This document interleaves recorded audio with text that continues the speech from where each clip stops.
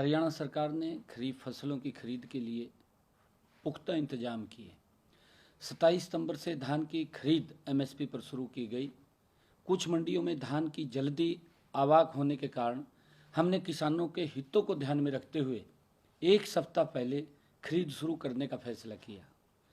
भारत सरकार के निर्देशानुसार फसलों की खरीद एमएसपी पर करनी सुनिश्चित की है। किसानों को इस बार मंडी गेट पर भी इंतजार नहीं करना पड़ा। इसके लिए हरियाणा राज्य कृषि विपणन बोर्ड ने मंडी गेट पर पास लेने के लिए एक नई व्यवस्था लागू की। इसका किसानों को बड़ा फायदा हुआ है।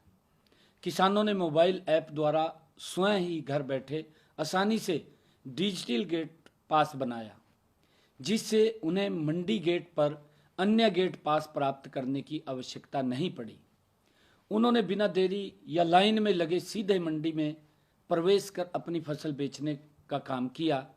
हमारी सरकार ने फसल का भुगतान के लिए भी संपूर्ण व्यवस्था बनाई।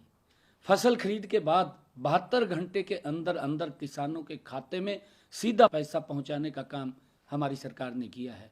इस खरीफ सीजन में धान के लिए मेरी फसल मेरा ब्यौरा पोर्टल पर 4,84,927 किसान पंजीकृत हैं।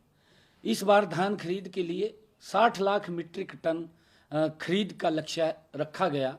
अब तक 50,46,000 मीट्रिक टन धान की खरीद की गई है, जिसकी एवज में किसानों को 11,296 करोड़ रुपए की राशि का भुगतान सीधा उनके खाते में दिया गया है। यही बात कांग्रेस को हजम नहीं हो रही है।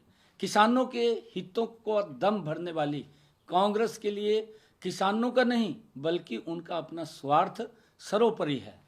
हरियाणा में राइस मिलर्स की हड़ताल के बावजूद भी हरियाणा में धान की सरकारी खरीद सुचारू रूप से चलती रही। हरियाणा ने पंजाब से कई गुना अधिक धान की एमएसपी पर सरकारी खरीद कर किसानों को बड़ी राहत देने का काम हमारे हरियाणा के किसानों को किया है। अगर हम ध्यान करें, अन्य राज्यों में किसानों को एमएसपी पर फसलों की खरीद करवाने के लिए आंदोलन करना पड़ा। हम अपने पड़ोस राज्य में अगर देखें, पंजाब के अंदर, जबकि हरियाणा में हमारी सरकार ने पुख्ता इंतजाम किए और किसानों की फसल का एक एक दाना हमारी सरकार के द्वारा खरीदा जा रहा है। हरियाणा सरकार ने किसान हितैषी निर्णय और फसल खरीद के लिए मंडियों में किए गए इंतजामों को देखकर पड़ोसी राज्यों के किसान भी हरियाणा की मंडियों में अपनी फसल बेचने के लिए इच्छुक हैं। हमारी सरकार ने आड़तियों के हितों के लिए भी काम किया है। राज्य ने सरकार के आड़ती या कमीशन 46 रुपये प्रति क्विंटल को बढ़ा करके 55 रुपये प्रति क्विंटल निर्धारित किया गया है। 9 रुपये प्रति क्विंटल अतिरिक्त भार राज्य सरकार द्वारा वो वहन किया जा रहा है। हमारी सरकार ने सभी राइस मिलर्स की भी समस्याओं का हर संभव समाधान करने का काम किया है। प्रदेश में सीएमआर डिलीवरी के लिए भी सभी राइस मिलर्स को 31 अगस्त तक 62 करोड़ 58 लाख रुपए बोनस दिया गया है।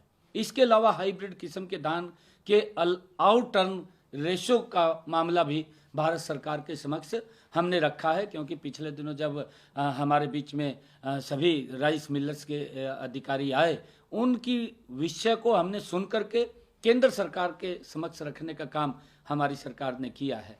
हरियाणा सरकार ने खाद की उपलब्धता के लिए भी पुख्ता इंतजाम किए हैं, क्योंकि कांग्रेस के द्वारा दुष्प्रचार किया जा रहा है। कांग्रेस और कुछ लोग इस प्रकार के कांग्रेस के नेता किसानों को गुमराह करने का काम कर रहे हैं, जबकि सच्चाई यह है कि हरियाणा में खाद का पर्याप्त स्टॉक उपलब्ध है और उसका वितरण भी सही तरीके से सुनिश्चित किया जा रहा है।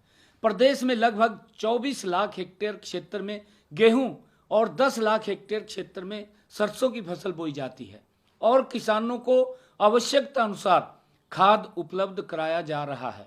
राज्य में डीएपी स्टॉक पिछले वर्ष की मांग के बराबर ही है। मैं आपको बताना चाहूंगा कि पिछले वर्ष 1 अक्टूबर से 9 नवंबर तक डीएपी की खपत 1,46,152 मीट्रिक टन थी। इस बार 9 नवंबर 2024 तक 1,54,540 मीट्रिक टन की खपत हो चुकी है। भारत सरकार ने हरियाणा को नवंबर माह के लिए 1,10,200 मीट्रिक टन डीएपी आवंटित किया है। आज के दिन डीएपी का स्टॉक 23,118 मीट्रिक टन विभिन्न जिलों में उपलब्ध है। अगले 2 से 3 दिनों के भीतर राज्य को विभिन्न जिलों में 9,172 मीट्रिक टन डीएपी और आ जाएगा। इसके अलावा राज्य में एसएसपी का 71,281 मीट्रिक टन और एनपीके का 24,343 मीट्रिक टन का स्टॉक भी उपलब्ध है। मेरा किसान भाइयों से अनुरोध है, क्योंकि मैंने पीछे भी इस बात को कहा था कि किसी प्रकार की अफवाहों पर ध्यान ना दें। मैं किसान भाइयों को आश्वस्त करता हूं कि हमारी सरकार डीएपी की निरंतर आपूर्ति सुनिश्चित करने के लिए प्रतिबद्ध है, ताकि रबी की फसल की बुआई में किसानों को किसी भी प्रकार की दिक्कत का सामना न करना पड़ा।